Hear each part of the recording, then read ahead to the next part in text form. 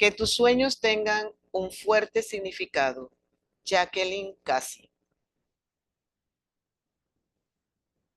Según Jacqueline Cassie, los mejores diseños de investigación son aquellos que transmiten un mensaje poderoso y significativo más allá de solo presentar datos.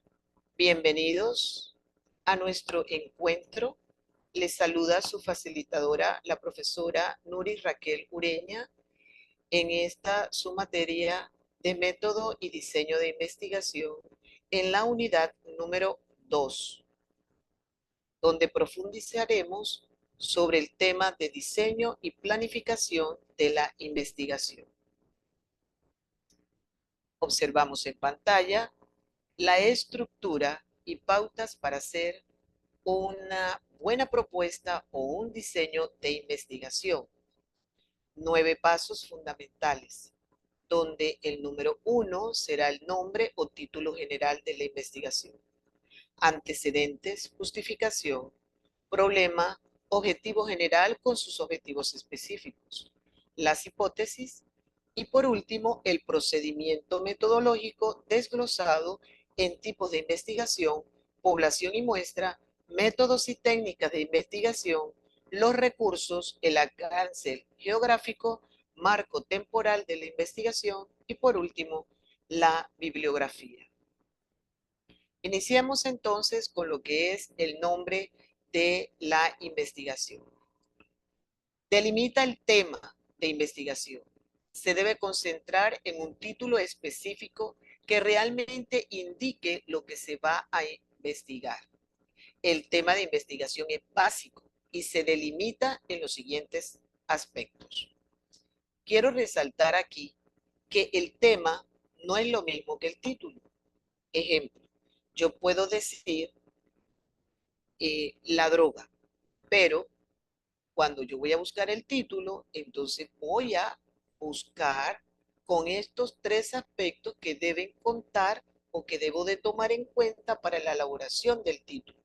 El tema es la droga, pero entonces yo voy a buscar de pronto esas condiciones que produce o las consecuencias o el programa para mejorar la drogadicción en jóvenes de 15 a 17 años de edad de la provincia de Panamá Oeste en el distrito de La Chorrera para el año 2025. Algo que yo vaya a delimitar, vaya acercando el título en sus 3 aspectos para tomar en su elaboración. Contenido como los puntos de interés del investigador. El espacio que van a ser las características específicas del sitio donde se realizará la investigación. El tiempo que va a ser el mismo tiempo o la duración de esta investigación y una breve explicación entonces del problema. Aquí en este ejemplo lo podemos detallar.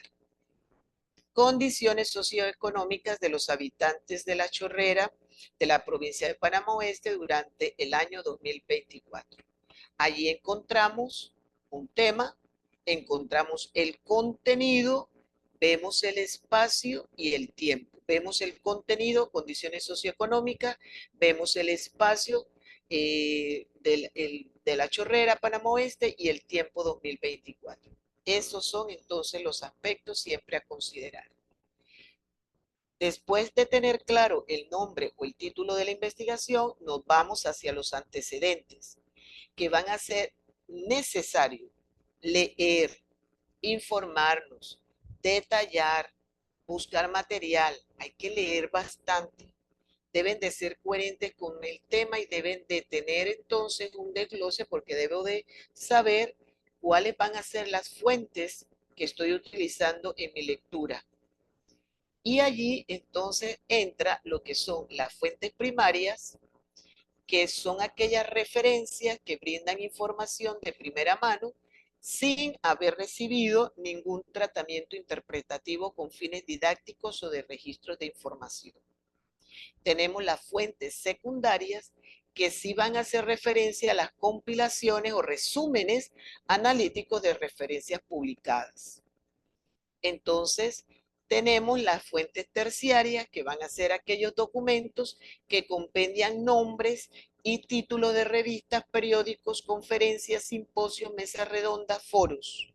Ahí están nuestras tres fuentes para lo que son nuestros antecedentes. Considera también aquella literatura que da sustento académico al investigador. Debe de permitir al evaluador determinar y familiarizarse con el tema de objeto de investigación. Debemos también tener en los antecedentes, exponerse de una manera breve, clara, estar orientado siempre hacia la hipótesis. Se debe exponer el estado actual del tema con preguntas concretas. Debe de huir de antecedentes largos y excesivamente extensos. En la elaboración de la justificación, ella nos va a explicar la forma convincente, el motivo por el qué y para qué se va a realizar una investigación o este proyecto. Para efectuar la justificación, debemos de entender bien el asunto que estamos investigando. Debemos también, para explicar el por qué es conveniente desarrollar la investigación, cuáles son esos beneficios. Entonces, mire, ya vamos por el qué, para qué, por qué, cuáles son los beneficios, a quién va a beneficiar, qué problemática estamos resolviendo. Entonces, tiene que ser un problema real, un problema que está reclamando solución. Eh, También va a resolver todo lo que se está realizando, a quiénes va dirigida. Cuando nosotros estamos haciendo una justificación, cómo se realiza una justificación en la investigación científica, vamos a observar en este caso que el investigador va a utilizar algunos elementos para justificar el trabajo. Va a haber la conveniencia, va a generar beneficio, va a haber una utilidad práctica, vamos a tener un valor teórico, utilidad metodológica, va a haber una función de alcance. Entonces, en pantalla estamos observando un breve ejemplo de cómo es la justificación.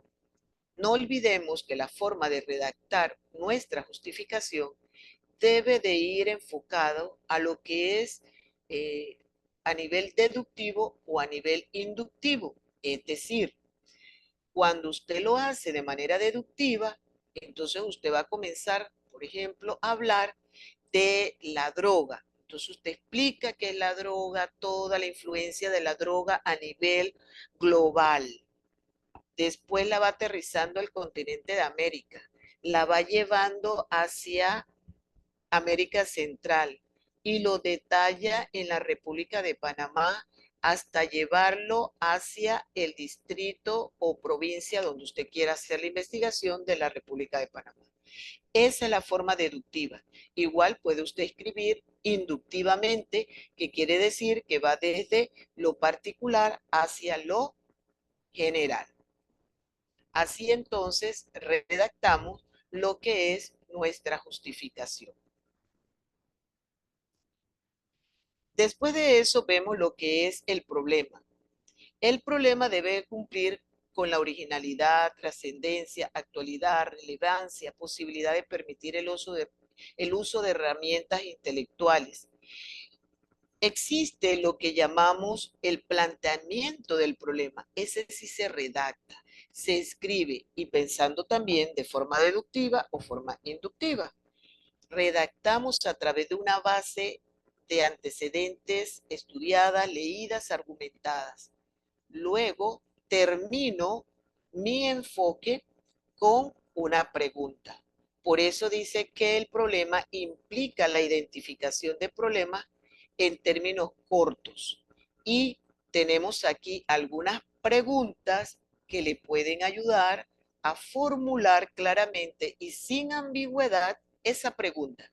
Es decir, hacemos el planteamiento, escribimos una página, 2 páginas, de acuerdo a las normativas que se nos plantee y luego entonces al final terminamos con una pregunta. Se inicia y se termina con signo de interrogación. Puede ser que yo diga qué efecto, en qué condiciones, cuál es la probabilidad de, cómo se relaciona. Ejemplo de ello lo vemos aquí en pantalla. Vamos a ver un poquito aquí en pantalla uno de los ejemplos que vamos a mencionar de uno de los problemas. Tenemos, ¿cuál es la actitud que asume el obrero de la construcción ante la seguridad de su área de trabajo? Esa sería uno de los planteamientos del problema. Entremos ahora a explicar un poco lo que son los objetivos de nuestra investigación. Se redactan en verbos infinitivos, es decir, la primera palabra de la redacción debe de terminar en ar, ir, es un verbo. Garantizan precisamente la intencionalidad del investigador. Debe procurar redactarlo siempre con claridad y sencillez y deben de ser alcanzables. Los objetivos específicos son los que se investigan y no va a ser el general, que se va a alcanzar ese resultado realmente. Son el resultado de la investigación. Por eso también tenemos algunas palabras aquí que les pueden ayudar, como aplicar, analizar, asociar, orientar, crear, promover, clasificar, entre otros. La diferencia entre objetivo general hace referencia al problema planteado en su totalidad y en lo que se va a investigar. Y tenemos los objetivos específicos, que son los que van a apuntar a cada parte del problema señalado y a los distintos aspectos que tenga el investigador. Ahí podemos observar un tema, el reciclaje. Vemos el objetivo general, que es combatir contra la contaminación del medio ambiente mediante el buen uso de la materia orgánica. Tenemos objetivos específicos, capacitar, incentivar, implementar. Miremos ahora en este momento lo que son un ejemplo ya con el título, con el objetivo general y con los específicos. Queremos en el título una propuesta de capacitación en evaluación. El objetivo general va a proponer precisamente ese programa de capacitación dirigido a los docentes en evaluación. Y estos objetivos específicos ya van a ser las partes más concretas. Va a identificar los conocimientos previos de que se tienen en evaluación. Vamos a hacer un análisis de los elementos que se deben ser incorporados y se va a hacer un diseño del programa de capacitación. En la hipótesis, entramos en este tema. Las hipótesis nos van a indicar lo que estamos buscando o tratando de probar. Pueden definirse como explicaciones tentativas de fenómenos investigados formulados. Ellas nos van a ayudar a ordenar, a sistematizar, estructurar el conocimiento que ya tenemos para poder así saber que lo que estamos buscando y tratando de probar. Por eso que algunos dicen que las hipótesis son las suposiciones. Veo todo el cielo oscuro, entonces yo me pongo y supongo, va a llover o está lloviendo en alguna parte.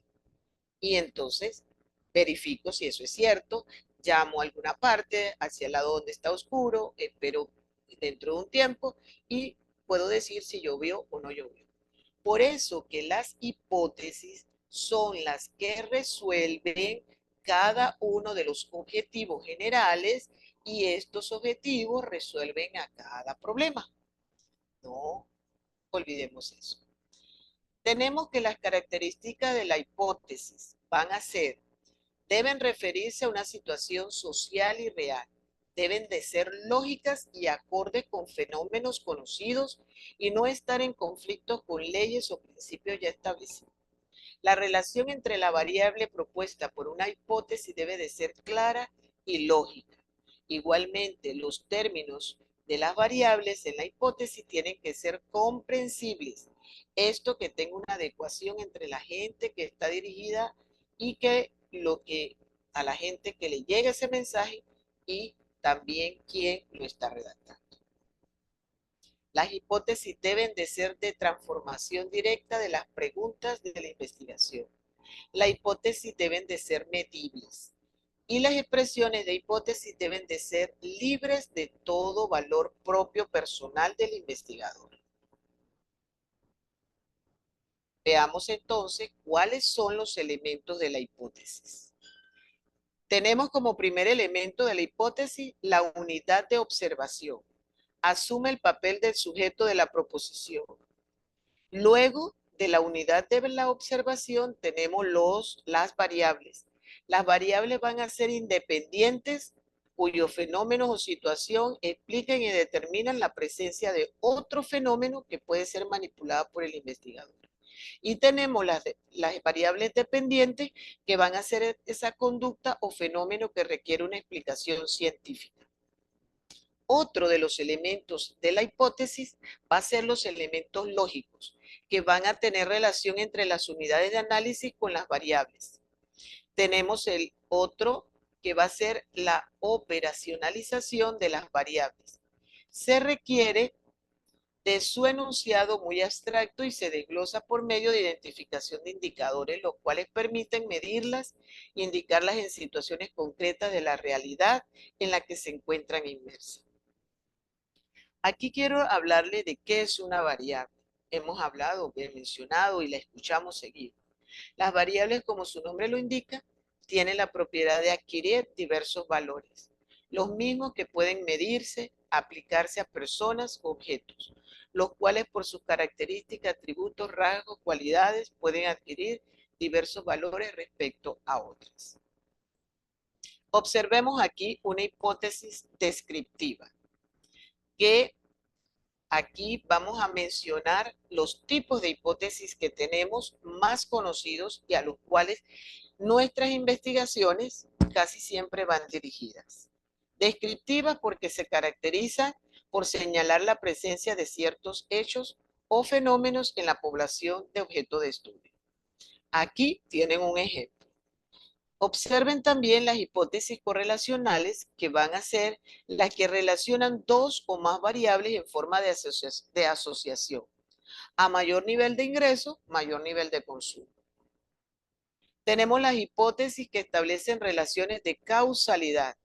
Estas establecen relaciones de causa y efecto.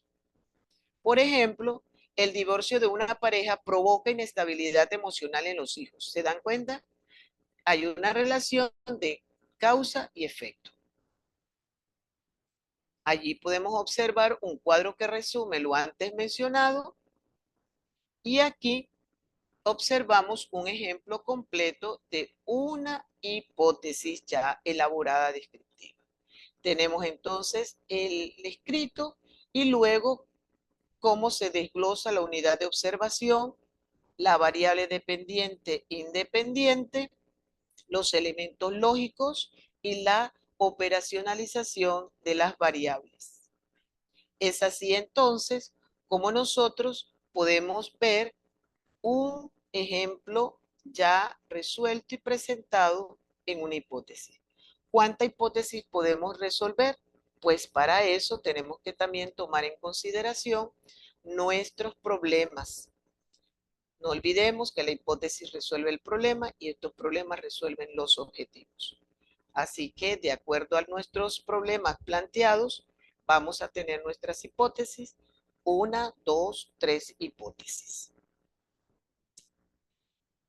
Realmente entonces ha sido un encuentro muy satisfactorio de crecimiento y estamos seguros que en nuestros encuentros virtuales seguiremos ahondando y profundizando en cada uno de estos temas y sobre todo en la elaboración para que nuestros diseños de investigación y nuestras investigaciones sean totalmente un éxito, que ayuden a resolver los problemas que tanto necesitamos tener respuestas. Termino diciéndoles que tus sueños tengan un fuerte significado. De Jacqueline Cassi. Gracias y bendiciones.